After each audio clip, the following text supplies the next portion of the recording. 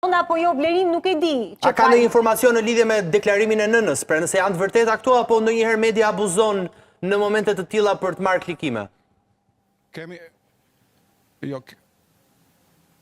Kemi një zhvendosje të familjes nga Saranda në Gjirokastër, qoftë dhe për shkak të, sipas kësaj arsye, spaku jo zyrtare që kanë qarkulluar fjalët ose spaku deklarohet për median që kjo zhvendosje mund të ketë ardhur si shkak sepse fëmijët nuk ndiheshin mirë në Sarandë. Megjithatë kemi pasur një zhvendosje përpara disa vitesh të kësaj familje nga Saranda në Valare, por kjo familje ka lëvizur edhe në zona të tjera, nuk është vetëm kjo zhvendosje që ka bërë nga Saranda në Valare. Kuptohet, njerëzit për një jetë më të mirë kanë lëvizur, për shembull, familja është me origjinë nga fshati Picari i Gjirokastrës.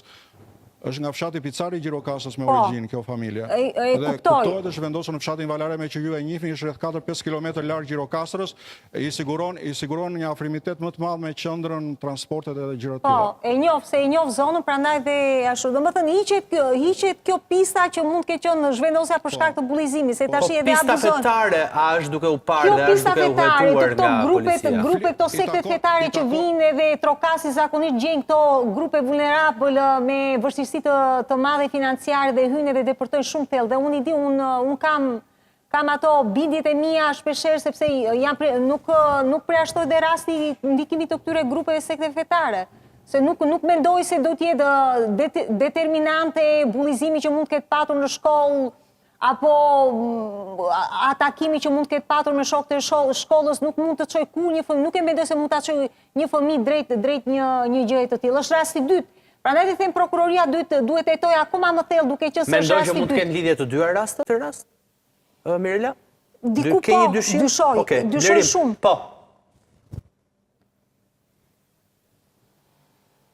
Po, kanë qenë në vit parë, keni parasysh kanë qenë në vit parë në klasa paralele, kemi ndodhjen afër të ngjarjeve. Kjo është nga prej pistave që po heton dhe prokuroria që kemi faktor jashtëshkollor, të cilët mund të kenë ndikuar. Kjo justifikohet spaku me provat e mbledhura deri tani nga mënyra e vetflijimit të dy të rinjve në mënyrë tragjike, ndodheshin të dy në klasa paralele, pra në klasa paralele në vitet e para dhe në të njëjtin gjimnaz.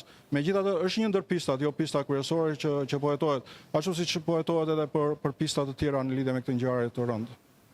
Okej, ja ta diskutojmë pak edhe me Eksenën, me që jemi këtu. Eksena.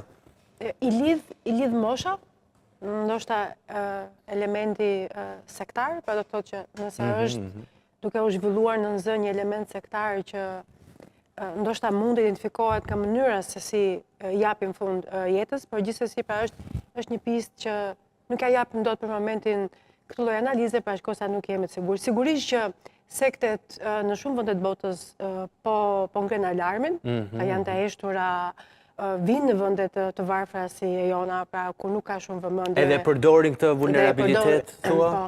E përdorin. Përgjithsisht po në cilin qëllim? Se dakord, edhe nëse ata kërkojnë rekrutus të rinj. Rekrutimi, pse duhet të çojë drejt vetflijimit? Apo është gjendja që shkakton? Jo, varet edhe mënyrës se si konceptojnë ose mënyrës se si janë fëmijë, mendojmë që janë adoleshentë dhe varet se si konceptojnë mesazhet e këtyre sekteve fetare.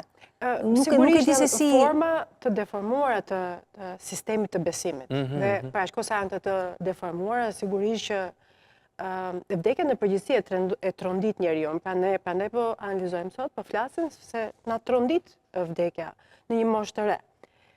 Me aq sa dim dhe kuptojmë deri më tani.